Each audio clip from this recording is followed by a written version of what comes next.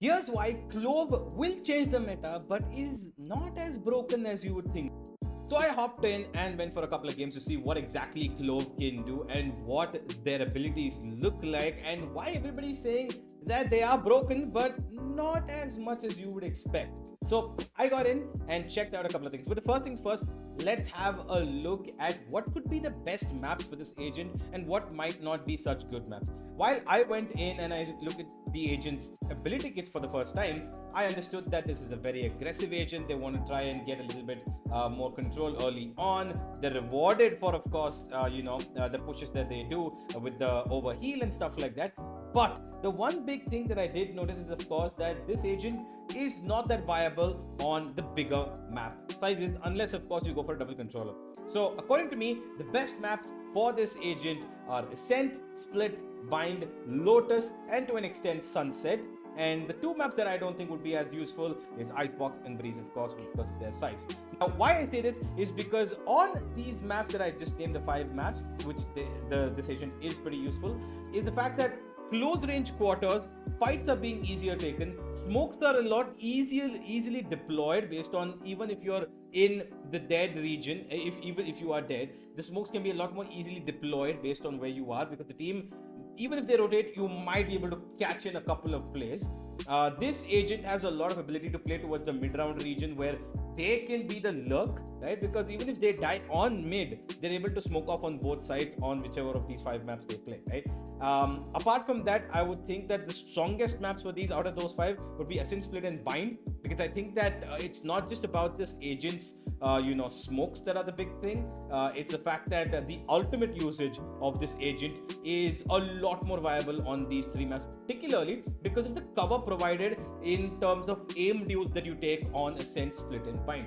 Because you are usually behind a wall or you've got a cover, and even if you do die and if you use the ult, you're able to get away pretty easily in that sense of speaking, and you're able to revive yourself and go back and take a fight, because those players are most likely going to remain in that spot, because the 12-second gap that you have between keeping yourself alive and losing your life is actually pretty decently balanced, in my opinion. Now, if you're coming on to Bind, and let's just have a look at the size of the dome. If we put it down on a shot, this is a normal way. We've got a pretty decent smoke that, if we go on the other side, kind of feels like an Omen or a Brimstone smoke, right? But if you have to really appreciate the gravity of this smoke, you try putting it on a one way, and you can see how big this smoke actually is, like, overall size. This is actually a pretty good smoke.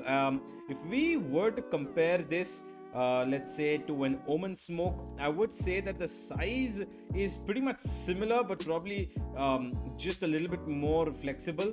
It is, of course, a 15-second smoke that stays up, and it is a very it's a highly quick recharging smoke. You get it within 30 seconds. Like, look at this, for example, you get a one way even here. That's how big the dome of the smoke is. You're able to take this fight till here. And there's one more, of course, thing about this agent, that you can smoke from beyond the dead, right? That is, of course, the ability that is Roost. Now, next is Metal. Now, this is a very interesting ability, because while you guys must think that giving a 90 HP decay is a huge thing, which I agree it is, right? It stays up for 1, 2, 3, 4, close to 4 seconds. 4 seconds is how long, and then it starts regenerating. But there is a huge backside to this ability that not a lot of people might have noticed just yet, right? Now, for example, yes, you can have like simple lineups and stuff like this going on, right? Where it affects, you get the 90 HP, you've got a player standing here, you take the fight, instantly 2 bullets, tap, it's over, right? But the problem with this ability is the fact that it cannot go over a long distance. It is very minimal in the way that it goes in its distance popping. It does not take any range of bounces if its distance is popped. It's like unlike any other ability, it does not count for like a molly, like a Phoenix. Like Phoenix, of course, falls down after a certain range and stuff. But this does not go all the way unless of course you are able to mostly see the place. For example, let's say you want to throw this all the way to heaven, it is not going to reach that unless of course you're able to throw it from a little bit more of a closer angle, right? It needs to go all the way till there. You need to be at least here for it to pop. Yeah, see, you need to be out in the open, otherwise it's not going to work. Now, the most important thing about this ability is, I don't think you guys would have noticed, is the fact that it is line of sight based. So even if you are throwing this ability, let's say, first of all, you cannot have lineups with this unless of course it's very short, the duration of this. For example, let's say you're trying to set up something from here, it's not going to work because why? It's going to pop up right there. You can't do much of it towards here either because it's going to pop up right here. Let's say you want to make a lineup for back of sight here so that your race can fly in. You need to come all the way to showers, throw this here, and only then will it pop, or maybe a little bit more behind. And even then, you need to make sure that it does not end up landing here. For example, if it lands here, no effect at all, no effect on the health at all, because it's not visible to you. If you are not in the line of sight, you do not get taken, you do not get damage. That is one of the biggest things. You might be able to take damage if you're close enough, maybe. No, let's see how close. Wow, even if you throw it right here and you're not watching it, oh man, you're not going to take damage at all. So basically, this is a very tricky piece of utility, because you can just throw this here, you can dodge it and go back and take the fight, and you'll be full HP. That's one of the big things about this, right? And of course, then comes the ultimate, which of course you guys all know about. The ultimate is of course pretty useful, but that again is a situation-based kind of an ultimate, where if you're not caught out in the open, you will be able to use it, but then again you need to go and take a fight within 12 seconds or give at least a damaging assist onto the opponents, and only then will you be allowed to survive. One of the other things, of course, is the fact that you can self-heal and you get speed based on the C ability as well when you kill an enemy. But again, it's a lot shorter than the Reina overheal, and the haste as well that's provided to you is very, very short. So you need to be very quick on your feet with this agent, because it's very situation-based agent. While yes, this agent can change the meta in the sense that we were expecting it to be as a controller duelist kind of a cross, because we've had that sentinel duelist cross for chamber, initiator duelist cross for gecko sort of. We also had the initiators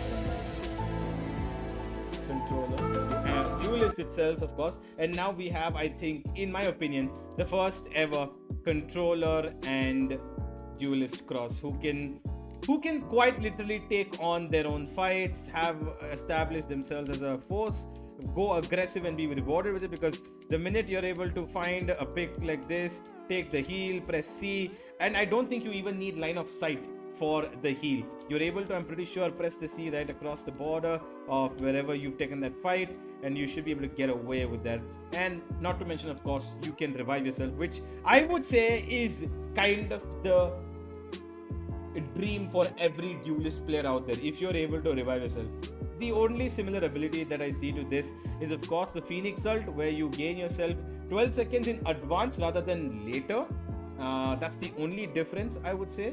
But apart from that, this is an ultimate that a lot of duelists would really love, and I think we could see a change in shift of meta in terms of players trying to play this agent as their secondary duelist instead of having to pick up a secondary duelist itself, right? But that, of course, depends on how ranked goes, because no matter what agents has been introduced till now, that secondary duelist spot always seems to be quite the case for a lot of ranked players, because they just don't care.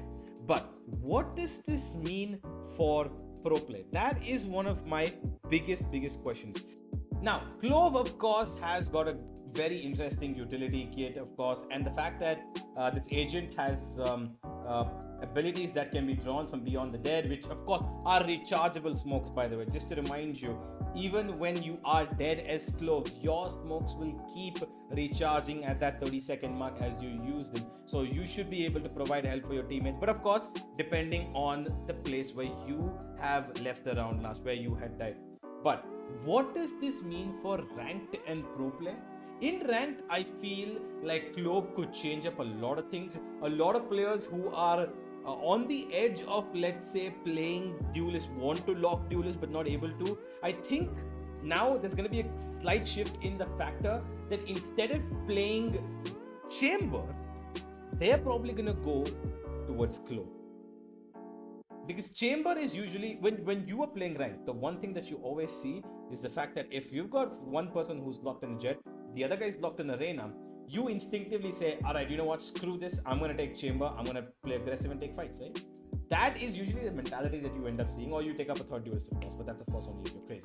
But if not, you can go for Clove, where you not only provide utility for your teammates Beyond the Dead, you're able to smoke as well, an extra smoker available on the team, which gives you a lot of more control. You can do set plays, mini set plays, micro set plays, or micros that we call in pro play, with this agent, which could be really helpful with, let's say, on Ascent with Sova, or on Bind with Brimstone, or on Lotus with Raze. Pretty much works out across every single place, right? And the one more important thing about this agent is that you are able to revive yourself, which of course a lot of duelists would love, right? So that is of course there. Now, what does this mean for pro play? I think that they will change the meta, and they will be able to introduce double controller a lot more because of this agent, because now I believe that the duelist players, the flex players of every team, especially teams like Sentinels and Paper X, who live and thrive on that slight bit of double controller chaos where they're aggressive, players like Tens, Forsaken, even if you take on a couple of other teams where you've got these flex players, for example Victor, even Demon 1 for example, all of these players can pick up this agent, be a lot more useful with the utility as well as their aggressive duelist natures. Now overall, I think pro play, meta changing, yes. Double controller, more towards it. We're heading in that direction a lot more with Clove's introduction. But in terms of broken gameplay, I don't think this agent is completely broken. Starting off with, of course, that decay that you've got, that's metal. You will not get decayed as long as you don't see it. As long as it's away from your field of vision, you will not get decayed. The smokes, of course, are just 15 seconds long, so that's pretty balanced. The ultimate is even more balanced in my opinion, I would say, because the 12-second mark, if the teams just kill you and then avoid you altogether, you're basically dead. You're not going to be able to do anything because you will be forced to go and take fights against them in that 12-second mark to keep yourself alive, and that calls for desperation. So that, of course, is something that needs to be handled, of course, with teammates. If you've got good control in comms with your teammates, you're able to actually make it work with Clove. Otherwise, that ultimate would not really help you unless you're in a small tight-knit map like Split or Bind. Last thing, of course, would be their heal, which in my opinion is again a lot more easier to counter because short-lived, right? That overheal is short-lived, not as long as Reyna at all. That haste, that speed boost is also short-lived, nowhere close to how long the stim beacon from Brimstone lasts. And I think for that very reason, Clove is going to be a meta-changing, yes. For a lot of teams, they will most probably utilize this agent as their secondary duelist / controller, who I think was probably a very big missing part in Valorant's agent pool. Because we've had that initiator duelist flex, we've had that sentinel duelist flex agent, but Clove is the controller flex agent that I think fits into this meta and will push it more. And by meta changing, I mean meta pushing actually. But yeah, this is what I think about Clove, how this agent might affect pro play and rank. Let me know what you guys think, what your thoughts are. Have you guys tried Clove yet? Let me know down in the comments below, and I will see you guys in the next one. And let's see what Clove can do.